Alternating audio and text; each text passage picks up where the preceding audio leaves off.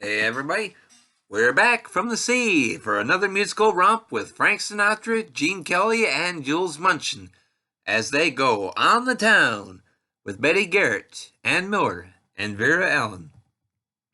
Now on leave for just one day, sailors Gaby, Gene Kelly, Chip, Frank Sinatra, and Ozzy, Jules Munchin, explore New York City.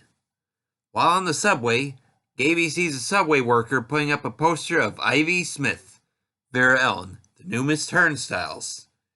He decides to find her, and his buddies try to help.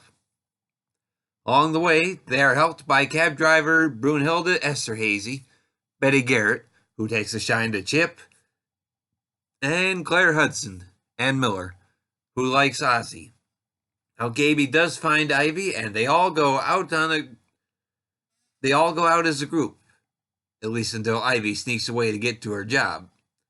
Now Gaby tries to find her again. All the while, the group has to try and evade the police due to the dinosaur skeleton that Ozzy had accidentally knocked over at a museum that they visited, as well as the cab that Brunhilde was driving way beyond her shift.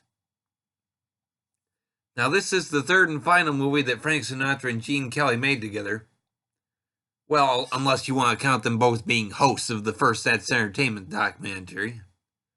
But of the three, it was the only one that Gene Kelly actually got paired up with the female dancer, as Katherine Grayson in Anchors Away was mainly a singer, and Esther Williams in Take Me Out to the Ball Game was a swimmer.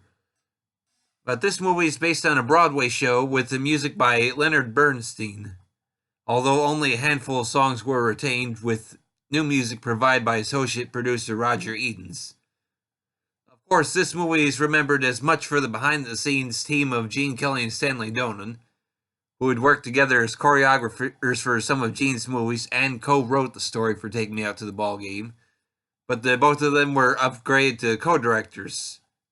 And this was a team that would also co-direct the classics Singin' in the Rain and It's Always Fair Weather. Now, I enjoyed this one. I do have to admit it's taken me several viewings over a number of years, but my opinion has improved over that time. Now, while it does veer back into the sailors on leave territory that Frank and Gene did with Anchors Away, I feel it maintains some of the improvements made for Take Me Out to the Ball Game, including the shorter run time and Jules Munchin as the third buddy. I will say I don't quite like the music quite as much as the Take Me Out to the Ball Game, but it is a huge improvement from Anchors Away. And to a lesser degree, I almost wish that they had given Jules Munchin a little more screen time, as he is the only one of the sailors that we don't really see on his own when they all separate. But again, minor complaint.